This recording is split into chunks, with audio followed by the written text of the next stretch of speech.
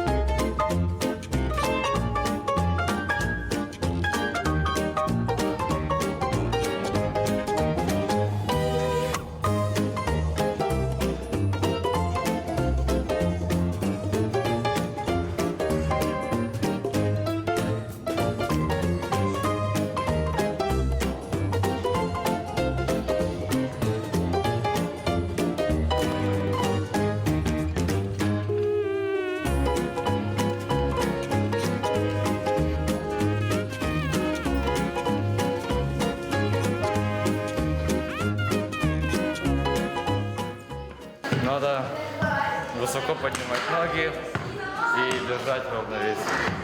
Нельзя на ноги стоять, только в движении находишься постоянно. Встанешь, все. Надо сказать, что цирковая студия «Веселая арена» – это первый цирковой коллектив в республике, и родился он в Уснере в 1980 году. Семейная пара цирковых артистов вложила в его создание не только силы, но и свою душу, вспоминает Татьяна Владимировна Гарон.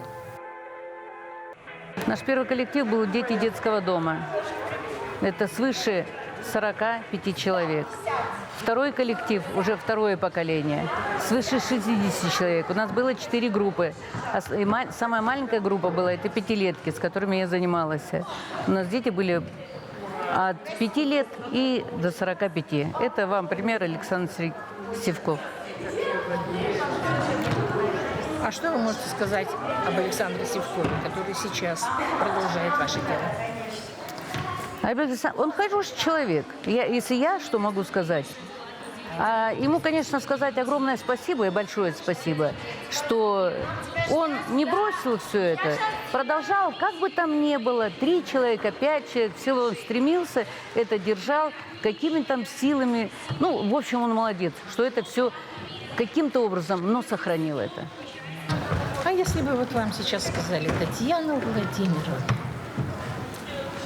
давай организуем по-новому как-нибудь цирковой коллектив. Ты вернулась? Да я уже 1000 раз мысленно возвращалась. Да, вернулась бы. Старожилы помнят полноценные 2-часовые представления. Дух захватывал от трюков воздушных гимнастов и практически профессиональной работы эквилибристов, жонглеров и фокусников. И весь вечер на арене клоуны. Сейчас другие времена, и у детей другие интересы. Но цирковая студия вновь возродилась, словно птица Феникс из пепла, благодаря неутомимости и неуспокоенности ветерана «Веселой арены» Александра Сивкова. Подготовленные его усилиями юные циркачи вновь завоевали и защищают звание народного коллектива. А выпускница студии Лера Андрецова, которая работала «Антипод», выступала даже в Индии. Мне очень сильно нравится заниматься в цирке. Вот я сейчас смотрела, ты берешь разные предметы, да, и обручи, и катушку, ну, что так это называется. Да. В общем, все. Ты зачем это делаешь? Ты хочешь все уметь или ты ищешь, что тебе больше нравится? Я хочу все уметь, так я уже знаю, что мне больше всего нравится. А что тебе больше всего нравится? Катушка и обручи. Я пробовала много, но больше всего мне понравилась катушка. И мне рассказывали, то, что я была самой первой девочкой, которая вставала на катушку. И я первым делом училась на ней вставать, делать трюки, и потом через год я поехала в Якутск защищать нашу цирковую студию. Я пытаюсь учиться на 2 катушки вставать, но пока у меня не получается, и я учусь делать новые трюки на 1 катушке. А как вообще мама, например, папа относятся? Ведь это здесь, упадешь, ногу, руку сломаешь. Чего? Сначала они не хотели, чтобы я сюда ходила, они боялись за меня очень сильно. Но я их уговорила, я начала ходить, и я доказала им то, что я могу все. Я хожу в цирковую студию 4 года, и мне нравится сюда ходить. Я занимаюсь гимнастикой и тарелочками. Трюки всякие, мостик. Например, что у тебя лучше всего получается? Лучше у меня получается делать шпагат. Например, ногу вот так согнуть к голове. В Доме культуры «Аншлаг» отмечается 45-летие со дня создания цирковой студии «Веселая арена». На сцене бывшие гимнасты, эквилибристы и жонглеры. И артисты, и зрители, затаив дыхание, смотрят архивные кадры выступлений юных тогда циркачей. И были поздравления, и теплые слова. И новые артисты старались справиться с волнением и показать свои таланты. Всем понравился детский спектакль по местной легенде. Участие цирковых номеров очень украсило постановку.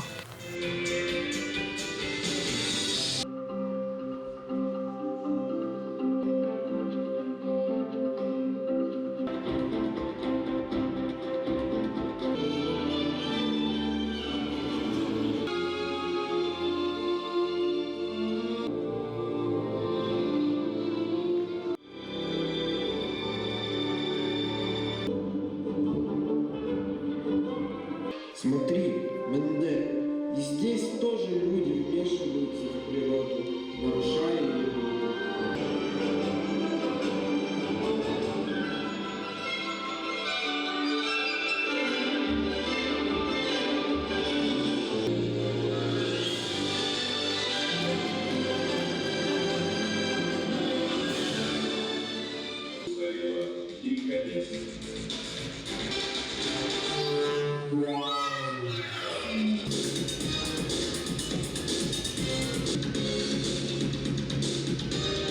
Я уничтожу все, что мешает. Создам мне из страха и гнева. Защитите все, что вы любите. Я не могу допустить этого. Технология не враг. Она должна быть в руках человека. Менде, ты надежда на наше будущее. Всегда помни об этом. Не зря говорят, артист отработал номер.